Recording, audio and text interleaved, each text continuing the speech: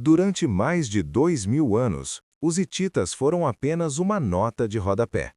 Mencionados brevemente na Bíblia como um povo que vivia em Canaã, eles pareciam uma tribo menor. Mas, em 1834, o arqueólogo francês Charles Texier tropeçou em ruínas colossais no planalto central da Turquia, que não se pareciam com nada que o mundo conhecia. Demorou décadas para que percebêssemos a escala do que havia sido encontrado. Estávamos diante de Hattusa, o centro nevrálgico de um império que, no seu auge, tratava o faraó do Egito como um igual.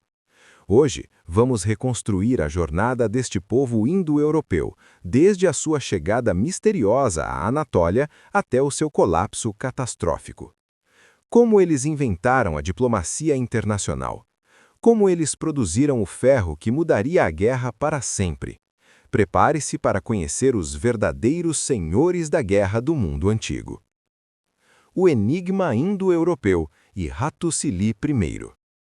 Diferente dos babilônios ou egípcios, os hititas falavam uma língua indo-europeia. Isso significa que eles compartilham raízes linguísticas conosco.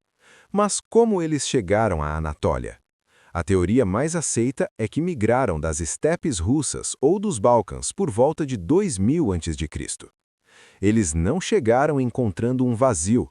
A região era habitada pelos Hatis, um povo local. Os hititas não os exterminaram, eles os absorveram.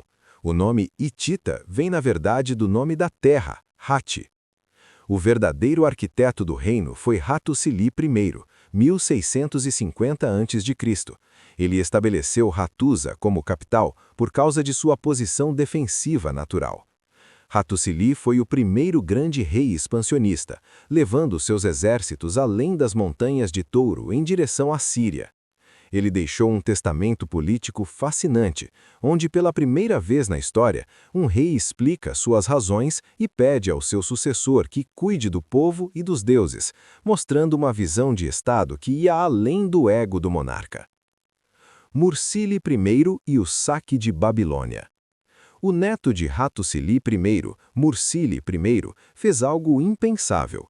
Ele liderou seu exército por mais de 800 quilômetros ao longo do rio Eufrates e saqueou a cidade de Babilônia em 1595 a.C., pondo fim à dinastia do famoso Hammurabi. Isso foi um choque sísmico no mundo antigo. No entanto, em vez de ocupar Babilônia, Mursili simplesmente pegou os tesouros e voltou para casa. Por quê? Porque o sistema hitita era baseado em ataques rápidos e controle de rotas comerciais, não necessariamente em ocupação permanente de terras distantes. Mas a vitória teve um preço amargo. Ao retornar, Mursili foi assassinado em uma conspiração palaciana e isso mergulhou o reino em séculos de caos e guerras civis, o chamado Período Obscuro. O Pancus, a primeira democracia real. Aqui entramos em um detalhe único da política hitita, o Pancus. Enquanto no Egito o faraó era um deus vivo e absoluto, o rei hitita era teoricamente um primeiro entre iguais.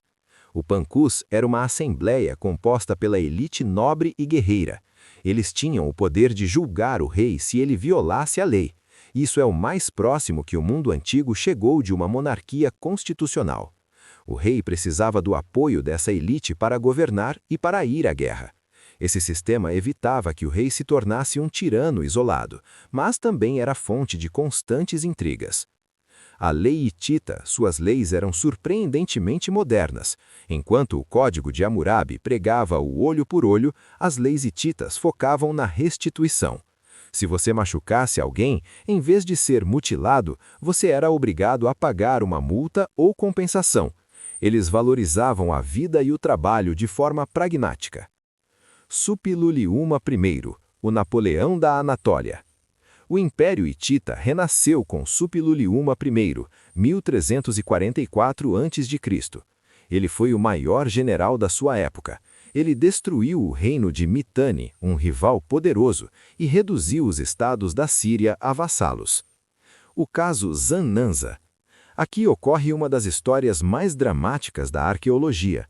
A viúva de um faraó egípcio, possivelmente a viúva de Tutancâmon, escreveu uma carta desesperada a Suppiluliuma, dizendo: "Dizem que você tem muitos filhos, dê-me um deles para ser meu marido e rei do Egito. Eu nunca aceitarei um servo meu como marido." Suppiluliuma desconfiou, mas acabou enviando seu filho, o príncipe Zananza. No caminho para o Egito, o príncipe foi assassinado por generais egípcios que não queriam um estrangeiro no trono. Isso gerou uma guerra que duraria décadas e que culminaria na famosa Batalha de Cádiz. A ciência da guerra e a engenharia do ferro. Por que o exército hitita era tão temido? O ferro, enquanto os outros ainda dependiam do bronze, os hititas controlavam as minas de ferro da Anatólia. Eles guardavam o segredo da fundição a 7 chaves. Ter espadas e pontas de lança de ferro dava uma vantagem de durabilidade imensa em combates prolongados. O carro de guerra de 3 homens. O design hitita era focado em impacto. O terceiro homem, o escudeiro, permitia que o carro chegasse muito mais perto das linhas de infantaria, protegendo o condutor e o lanceiro de flechas. Eles eram a cavalaria pesada do mundo antigo. Eles também eram mestres em logística e espionagem. Usavam sinais de fumaça e mensageiros rápidos para coordenar exércitos em territórios vastos e montanhosos, algo extremamente difícil para a época. Cádiz e a diplomacia de ouro. A rainha Puduepa, esposa de Hattusili III, foi talvez a mulher mais poderosa do mundo antigo. Ela correspondeu-se diretamente com Nefertari, esposa de Ramsés, selando a paz entre as nações. O selo dela aparece ao lado do selo do rei em documentos oficiais, provando que as rainhas hititas tinham uma autoridade política real e independente. O grande colapso da Idade do Bronze. Como algo tão sólido caiu?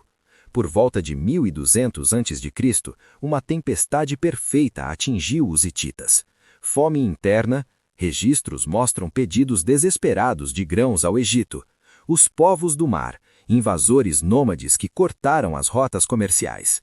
Cascas, tribos bárbaras do norte que constantemente ameaçavam Hattusa. Em um final melancólico, Hattusa não foi capturada em uma grande batalha épica. Parece que a elite simplesmente abandonou a cidade, levando o que pôde, e então os invasores a queimaram.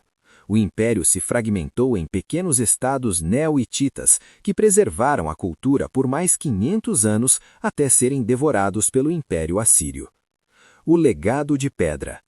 Os hititas nos ensinaram que o poder sem lei é tirania e que a paz é sempre mais produtiva que a guerra eterna. Eles nos deram o primeiro tratado de paz e as primeiras leis baseadas na justiça social e compensação. Da próxima vez que ouvir falar em Turquia, lembre-se que sob aquelas montanhas repousam os ossos de um império que uma vez desafiou os deuses do Egito e da Babilônia.